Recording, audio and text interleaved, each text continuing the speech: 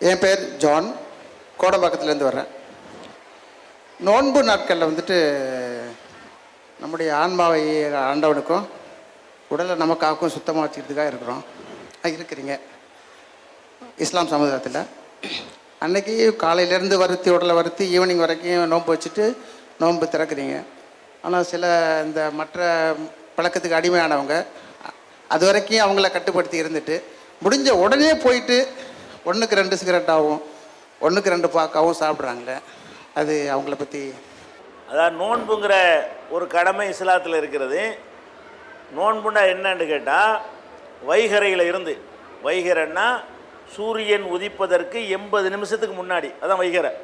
சூரியன் உதிக்கிறதுக்கு 80 நிமிஷத்துக்கு முன்னாடியில் இருந்து சூரியன் மறைகிற வரைக்கும் கிட்டத்தட்ட 13 மணி நேரம், அதை விட அதிகம், சில காலங்களை பொறுத்து கூடும் குறையும். 13-14 மணி நேரம் அவங்க என்ன செய்ய மாட்டாங்க, சாப்பிட மாட்டோம், எதையும் சாப்பிட மாட்டோம், தண்ணி கூட குடிக்க மாட்டோம். அப்போ ஒரு மிட்டாய் கூட சாப்பிடக்கூடாது. அப்போ அந்த மாதிரியாக ஒரு ஒரு கட்டுப்பாடான ஒரு வாழ்க்கையை கடைப்பிடிக்கிறதுக்கு பேர் தான் நோன்பு. அவர் என்ன கேட்குறாருன்னு கேட்டால், இந்த நோன்பு என்ற அந்த நேரத்தில் பீடி சிகரெட் இந்த மாதிரியான பழக்கம் வைத்திருந்தவர்கள் 14 மணி நேரம் அப்படி கட்டுப்பாடாக இருந்துட்டு நோன்பு திறந்த உடனே, சூரியன் மறைஞ்ச உடனே வேலையாக 1க்கு பதிலாக 2 சிகரெட் அடிக்கிறாங்களே, அதான் அவர் கேட்குறாரு. அதானே கேள்வி, அதானே? சரி, அப்போ நோன்புக்குள்ள இவ்வளோ கட்டுப்பாடாக இருந்தீங்கல்ல, கட்டுப்பாடாக இருந்துட்டு நோன்பு திறந்த உடனே வேலை என்னது? முதல் வேலை சிகரெட்டு தான். சிகரெட் எடுத்துகிட்டு போய் வழக்கமாக அடிக்கிறோட இன்னொரு பானுக்கு சேர்த்து அடிக்கிறது, இப்படி செய்கிறாங்களே, எந்த ஒரு கட்டுப்பாடையும் அது அவங்களுக்கு உண்டாக்கலையே என்பதற்காக கேட்குறாரு. முதல் விஷயம் இந்த கட்டுப்பாடை உண்டாக்கவில்லையானால் அவர் நோன்பு வைக்கலன்னு அர்த்தம். அதுக்கு பேர் நோன்பு இல்லை. நபிகள் நாயகம் அவர்கள் சொன்னார்கள், மல்லம் எத கவுலசூரி உல் அமலபிகி ஃபலைசல் இல்லாஹி ஹாஜத்துன் ஃபி ஐயத தஆமஹு வ ஷராபஹு. ஒரு மனுஷன் தீமையான காரியங்களை விட்டு விலகவில்லையானால் அவன் பசித்திருப்பதோ அவன் தாகமாக இருப்பதோ கடவுளுக்கு தேவையில்லை. இவன் பசியாக இருக்குன்னு கடவுளுக்கு தேவையா? நீ நல்லவனாக இருப்பதற்கு தானப்போ உனக்கு நோன்பு கடமையாக்கணும். பசியாக இருந்துவிட்டு பசியை நோன்பு முடிஞ்சவொடனே நீ போய் தப்பு பண்ணுவேன்னு சொன்னால் அந்த நோன்பு என்னத்துக்கு? நீ பசியாக இருக்கிறதுக்கு வேண்டிய நான் அந்த நோன்பு கடமையாக்கி இருக்கிறேன்.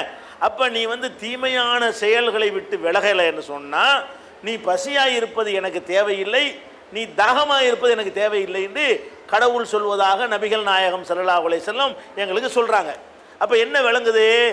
இந்த சகோதரர் சொன்னபடி பகலில் பூரா பீடி சிகரெட் குடிக்காமல் இருந்துவிட்டு நோன்பு திறந்த உடனே போய் அவர் அடிக்கிறார்னு சொன்னால் அவரை இந்த நோன்பு கடுகளவு கூட பக்குவப்படுத்தவில்லை, கடுகளவு கூட இறையச்சத்தை ஏற்படுத்தவில்லை, கடவுள் பயத்தை அவருக்கு உண்டாக்கவில்லை. அவர் ஒரு சடங்கு, நோன்பு என்கிற ஒரு சடங்கை செஞ்சிருக்காரே தவிர அது எதுக்காக வேண்டி அது மார்க்கம் செய்ய சொல்லுகிறதோ அந்த நன்மை அவர் கிடைக்கலன்னு அர்த்தம். இன்னும் சொல்ல போனால் மனிதன் செய்கிற இன்னைக்கு உலகத்தில் அனைவராலும் ஒத்துக்கொள்ளப்பட்ட ஒரு தீமை எதுன்னு கேட்டிங்கன்னா இந்த புகை தாங்க. உலகம் பூரா சேர்ந்து ஒரு விஷயத்தை தப்புன்னு சொல்கிறான்னு சொன்னால் அது இந்த புகையை தான் சொல்லுகிறான். பீடி சிகரெட் இருக்கு பாருங்களேன், இந்த புகை அவ்வளவு டேஞ்சரானது, அவ்வளவு கெடுது. மனுஷன் எல்லாரும் ஏகமானதாக ஒத்துக்கிட்ட ஒரு தீமை அது. அதை எப்படி ஒரு முஸ்லீம் செய்ய முடியும்? நோன்புலையும் செய்யக்கூடாது, எப்பவுமே செய்யக்கூடாது. ஏன்? அதில் 1-2 தீமை வரல. நீங்கள் புகைப்பிடித்தீர்களே ஆனால் முதலாவது உங்களுடைய இதயம் பலவீனம் அடையும். புகைப்பிடிக்கக்கூடியவர்கள் நான் ஒரு 30 வயசுக்காரலாக இருந்தால் கூட ஒரு 50 வயசுக்காரனுக்கு இழைக்கிற மாதிரி இழைக்கும். படியில் ஏறினார்னு சொன்னான், படியில் ஏறினார்னு சொன்னால் 50 வயசுக்காரனுக்கு மூச்சு இழப்பு வருமே, அந்த நிலைக்கு 30 வயசுலேயே வந்து விடுவார். அப்போ இதயம் வீக் ஆகிடுச்சுன்னு சொன்னால் அவருடைய குடும்ப வாழ்க்கையை கூட அது பாதிக்குங்கிறான். குடும்ப வாழ்க்கையில் ஈடுபடுவதை கூட இந்த புகைப்பிடிக்கிற காரணத்தினால அவர்கள் திணறி வேர்த்து விறுவிறுத்து அந்த இல்வாழ்க்கையை விரும்பாத அளவுக்கு அவங்களுடைய நிலைமை மாறி விடுவதை நீங்கள் அனுபவத்தில் பார்க்கலாம், ஆண்கள் அனுபவத்தில் பார்க்கலாம். அது ஒரு பெரிய டேஞ்சர். ரெண்டாவது, இந்த புகைப்பிடிக்கிற காரணத்தினால அவங்களுடைய உயிர் அணுக்களில், சிகப்பு அணுக்களில் அது பாதிப்பை ஏற்படுத்தி அவர்களுக்கு அதனால் குழந்தை பேர், அப்படி குழந்தை பிறந்தால் கூட நோய் எதிர்ப்பு சக்திகள் இல்லாத ஒரு நிலையில் அந்த குழந்தை பிறக்கும் அப்படிங்கிற ஒரு நோயை ஏற்படுத்துகிறான். இந்த புகைப்பிடிக்கிறதுனால பிடிச்சி விட்றான் பாருங்க, அதை வீட்டில் உள்ள மனைவி மக்கள்லாம் சுவாசிக்கிறதுனால இவன் செஞ்ச அந்த புகையுடைய விளைவை எல்லாரும் அனுபவிக்கிறாங்க. இவன் இழுத்துறான், இழுத்து கொஞ்ச நேரம் தான் வச்சிருக்கிறான், விட்டது 1 மணி நேரம் வெளியே நிற்குது. உள்ளே போய் 2 நிமிஷம் போய் 1 நிமிஷம் போயிட்டு வெளியே வந்துடுது. அவ்வளோதான் இதயத்தை பாதிக்குது. மற்றவங்களுக்கு என்ன செய்யுது, இழுத்து இழுத்து வீட்டில் உள்ள பொண்டாட்டி புள்ள அக்கா தங்கச்சி அம்பிட்டு போயிடும். இவனை வீட்டிலே சேர்க்கக்கூடாது. ஒருத்தன் புகைப்பிடிச்சான்னு சொன்னால் நீ வீட்டை விட்டு தனியாக எங்கிட்டாவது போயிரு, மனிதர்களோடு சேர்ந்து வாழ்வதற்கு நீ தகுதி இல்லாத ஆள்னு சொல்கிற அளவுக்கு ஒரு டேஞ்சரான ஒரு அடுத்தவர்களுக்கெல்லாம் சேர்ந்து பாதிப்பை ஏற்படுத்தக்கூடியது. அதுபோக புற்றுநோய் வரக்கூடியது, கேன்சர் அதனால தான் வருதுங்கிறான், மாரடைப்பு அதனால தான் வருதுங்கிறான். பலவிதமான கேடுகள் வருவதற்கு எது காரணம், இந்த புகை தான் காரணமாக இருக்கிறது. அதுபோக எங்கள் மார்க்கத்தில்ங்க ஒரு பள்ளிவாசலுக்கு போகிறோம், மக்கள் நடமாடுற சபைக்கு போகிறோன்னு வைங்களேன், வெங்காயம் பூண்டு இருக்குல்ல, இதை சாப்பிட்டோம்னு சொன்னால் அந்த வாசம் போன பிறகு தான் போகணுமா. அந்த வெங்காய வாசத்தோடு போனோம்னு சொன்னால் பக்கத்தில் உள்ளவர்களுக்கு என்னமா இருக்கும், ஒரு அருவருப்பாக இருக்கும். அந்த மாதிரி இடத்துல உள்ளவங்க பள்ளிவாசல் வழிபாட்டுத்தலுக்கு தான் போகாதீங்க, அந்த வாடை போன பிறகு போங்க. வெங்காயம் சாப்பிட்றது குற்றம் கிடையாது. அந்த பச்சை வெங்காயத்தை நீங்கள் சாப்பிட்டீங்கன்னா அந்த வாடை போகிற வரைக்கும் மக்கள் மத்தியில் போகாதீங்க, பார்க்குறவங்க அருவருப்பு அடைப்பான்னு சொல்லப்படுது. இந்த வெங்காய வாடை எப்படின்னா, புகை வாடை எப்படி கிட்ட நிற்க முடியுதா? புகை பிடிக்கிற ஆட்களுக்கு பக்கத்தில் நின்று அவர் ஊதுனாருன்னு நமக்கு சகிக்க முடியுதா? அப்போ அடுத்தவர்கள்லாம் அருவருக்கத்தக்க அளவுக்கு அது ஒரு நிலைமை ஏற்படுத்துகிறது. அதை விட பொருளாதாரம், ஒரு சிகரெட் எவ்வளோ, இப்போ ஒரு சிகரெட் 4 ரூபா, 4 ரூபான்னா 2 பாக்கெட் அடிக்கிறான்னு வைங்க, அப்போ 80 ரூபாயாச்சு. 4 ரூபான்னா என்ன வச்சு 2 பாக்கெட் அடித்தா 80 ரூபாயாச்சு. ஒரு நாளைக்கு 80 ரூபான்னா மாதத்துக்கு 2400 ரூபாயாச்சு. இந்த சிகரெட்டை நிப்பாட்டினான்னு சொன்னால் 30 லட்சம் ரூபாய்க்கு ஒரு சொத்து வாங்கலாமுங்க 10 வருஷத்தில். இதெல்லாம் கம்மியான பிராண்டு 4 ரூபா, சில பேர் 10 ரூபா பிராண்ட்லாம் அடிக்கிறாங்க. நான் சொல்ல 4 ரூபா அளவில் நின்றா தான் இப்படி. அதை விட 10 ரூபா சிகரெட் அடித்தான்னு வைங்க, அது பல கோடிகள். அப்போ எவ்வளோ பெரிய பொருளாதாரத்தை லாஸ் பண்ணிட்டு இருக்கிறான். இதை நோன்புல மட்டுமல்ல, எப்பவும் செய்யக்கூடாது.